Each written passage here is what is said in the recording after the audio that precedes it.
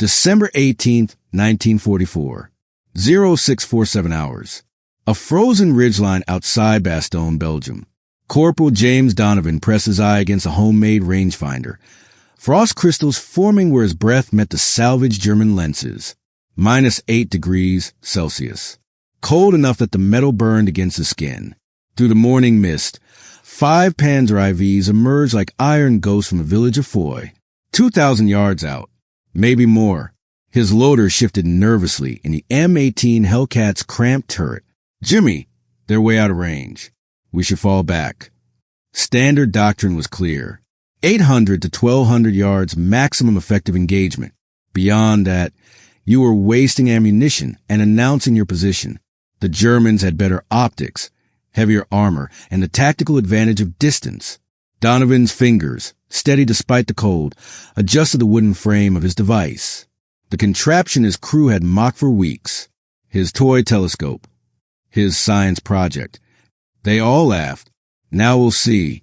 The Battle of the Bulge had begun 48 hours earlier with the force of a nightmare made real. Hitler's last desperate gamble. 200,000 German troops. 500 tanks. A winter offensive designed to split the Allied forces, recapture the critical port of Antwerp, and turn the tide of a war Germany was losing.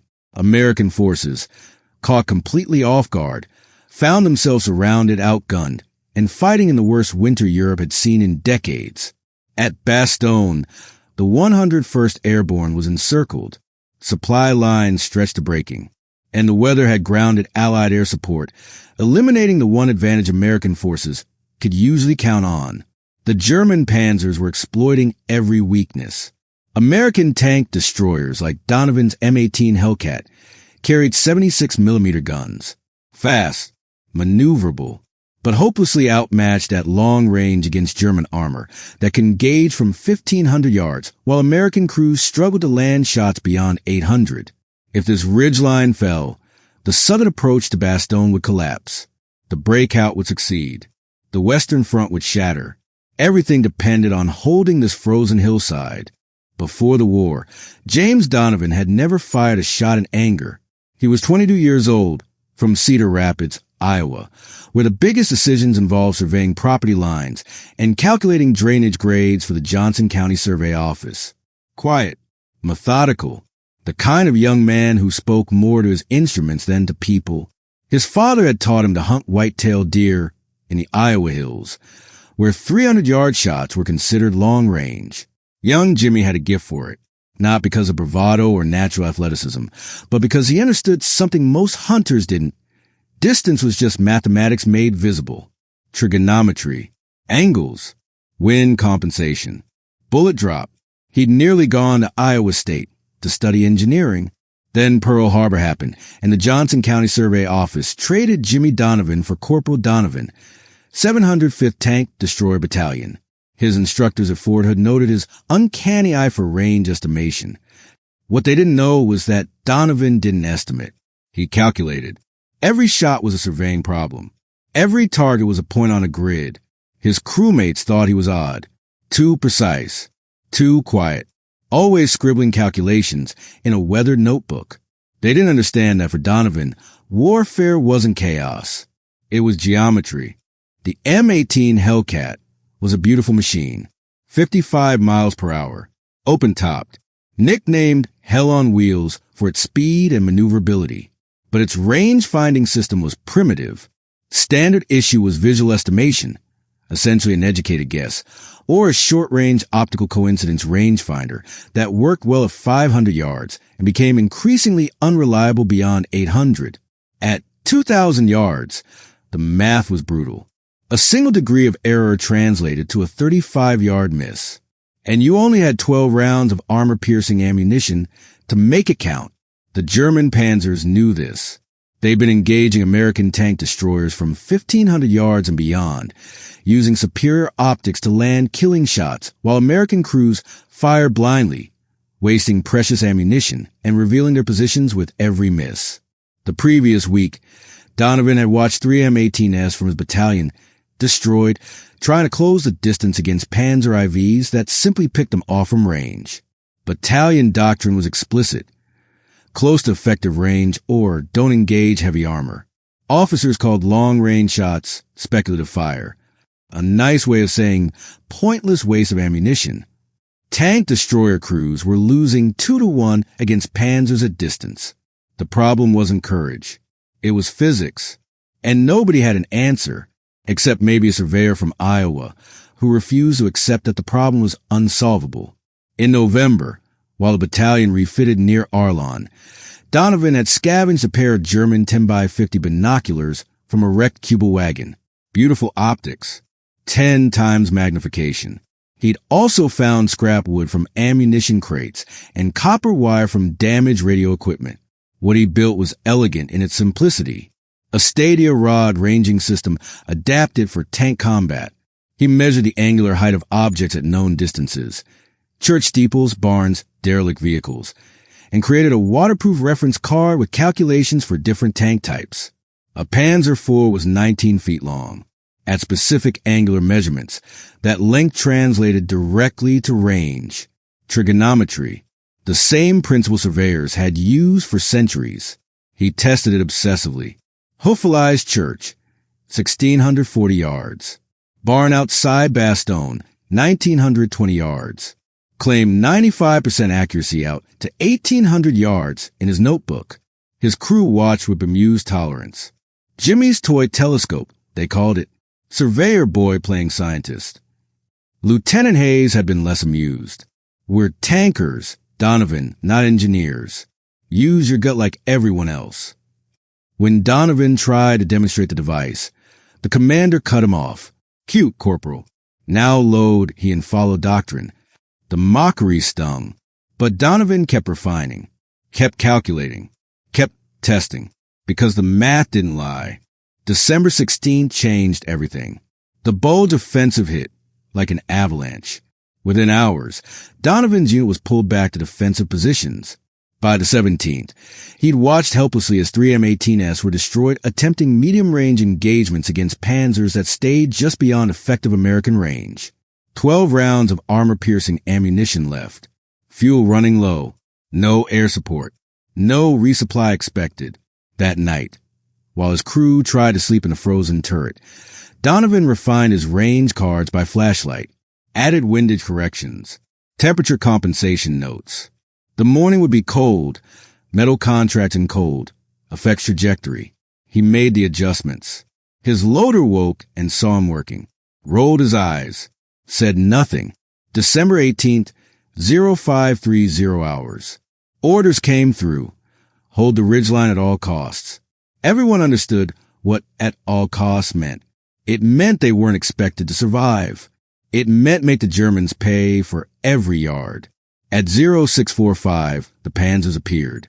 The commander's voice cracked over the intercom. They're out of range, Donovan. Wait till they close to 1,000. But Donovan was already calculating, already measuring, already proving that sometimes the difference between impossible and inevitable is just better math. He pulled a cloth from his pocket, cleaned the lenses of his rangefinder one final time. The mockery was about to end. The diesel engines sounded like distant thunder growing closer. Donovan mounted his rangefinder to the turret rim, a modification he'd made using bent metal from a ration can. Through the optics, the panzers resolved into sharp detail, despite the mist. Lead tank, Panzer IV, angular height in the reticle, 3.2 mils. His mind ran the calculation automatically. 19 feet times 1,000 divided by 3.2 equals 1,980 yards. He could smell gun oil and frozen earth, taste a metallic tang of the canteen water he'd sipped minutes ago. His breath came steady despite his heart hammering against his ribs. Not from fear, from focus. The commander's voice, Donovan, I said hold fire. They'll close to 1,980 yards, sir. Donovan's voice was quiet, certain. Wind 3 miles per hour left or right. Temperature -8. I have the shot. Silence in the turret. The loader stared. The commander started to speak, then stopped. Through his scope, Donovan watched the lead panzer advance. 8 miles per hour. He'd need to lead the target. Account for the 3-second flight time. The round would drop 42 inches at this range. His hands didn't shake. They never did when the math was right. He adjusted elevation, 6.5 degrees. Added 2 mils right for wind. The crosshairs settled on empty air ahead of the Panzer's hull. Donovan squeezed the trigger. The 76-millimeter gun roared. The Hellcat rocked back on its suspension. Cordite smoke filled the turret. The brass casing clanged against metal as it ejected. 3 seconds of flight time felt like an hour. Then, 1,980 yards downrange, the armor-piercing round struck the lead Panzer side armor, thinner than frontal plate, vulnerable at this angle. Metal screamed. Fire erupted from the engine compartment. The turret lurched sideways as ammunition cooked off inside. Jesus Christ. The loader's voice was barely a whisper.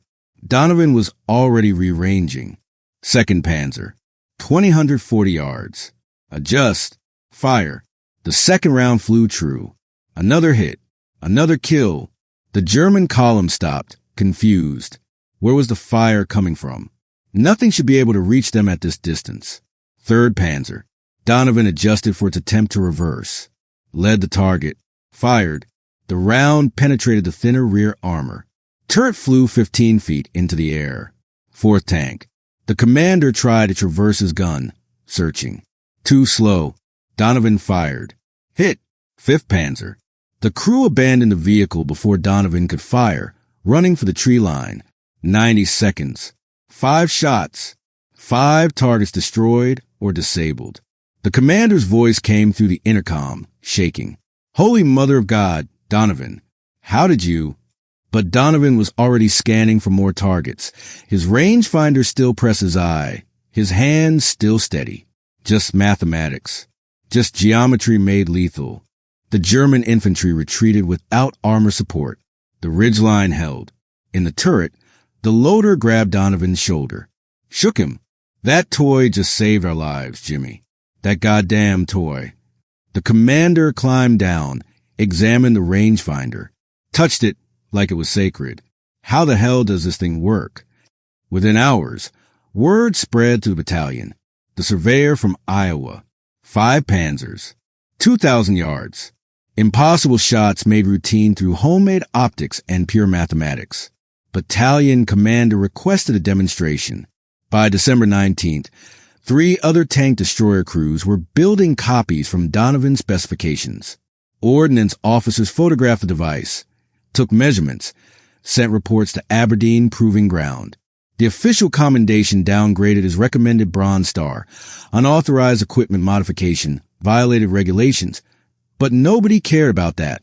Not the crews who adopted his system. Not the infantry whose lives depended on holding that ridgeline. Lieutenant Hayes found Donovan that evening.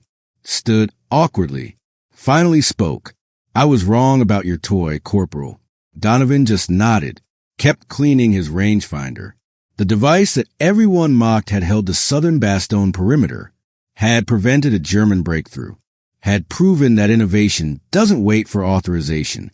It just needs someone willing to do the math. James Donovan returned to Cedar Rapids in 1946.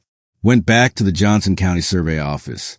Measured property lines and drainage grades for 36 more years until retirement. He rarely discussed the war. When Army historians interviewed him in 1978, he was characteristically brief. I just used what I knew from surveying. Seemed like common sense. But his legacy lived on in ways he never sought. The 1946 revision of Field Manual 18-5 included a new section on field expedient range estimation techniques.